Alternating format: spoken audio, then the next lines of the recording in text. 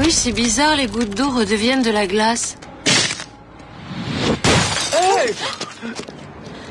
Vous l'avez échappé belle, ça va, vous n'avez rien? Non, ça va. Je dois y aller. C'est à vous qu'on doit ça? Qui êtes-vous? Qu'est-ce que vous essayez de faire? C'est un menteur et un voleur. Mais il aura ce qu'il mérite.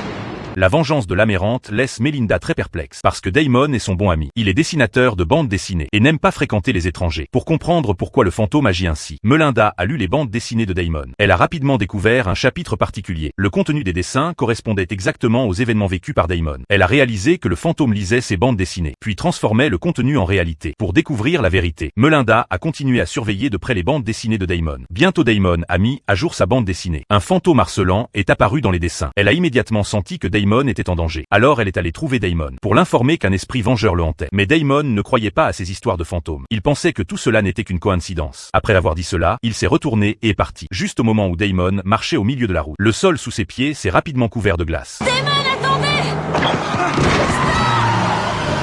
Melinda s'est précipitée pour voir ce qui se passait. Au moment où sa main a touché la couche de glace, une force étrange l'a entraînée dans l'univers de la bande dessinée. Elle s'est retrouvée debout sur un lac gelé. En baissant les yeux, ses pupilles se sont contractées. Sous la glace gisait le cadavre livide d'un fantôme, échappant à l'illusion pour revenir à la réalité. Melinda a immédiatement appelé la police. La police a repêché le corps sous la glace. L'identité du défunt a rapidement été confirmée. Mais après une enquête approfondie, la mort de Sean a été jugée comme une noyade accidentelle. Cela a rendu Melinda encore plus perplexe, car cet accident n'avait aucun lien avec Damon. Expliquez-moi.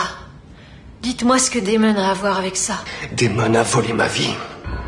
Alors pourquoi Sean s'acharnait-il sur lui? Melinda a rendu visite aux parents de Sean. Elle a finalement découvert la cruelle vérité. Sean venait d'une famille recomposée. Sean n'avait jamais ressenti l'amour maternel depuis son enfance. Son frère Clint avait un talent exceptionnel pour la bande dessinée. Un jour, il a découvert les manuscrits de bande dessinée de son frère. Il a été captivé par le contenu. Les bandes dessinées de son frère sont devenues son refuge spirituel. Pour aider son frère à réaliser son rêve de publication, il a apporté les manuscrits au dessinateur Damon. Mais Damon l'a traité avec dédain et l'a congédié. Malgré cela, Sean a quand même laissé les manuscrits. Le cœur lourd, il a décidé de prendre un raccourci pour rentrer. Mais il ne savait pas que le lac n'était pas complètement gelé. Il est tombé dans le lac glacé, sa vie s'est arrêtée à jamais.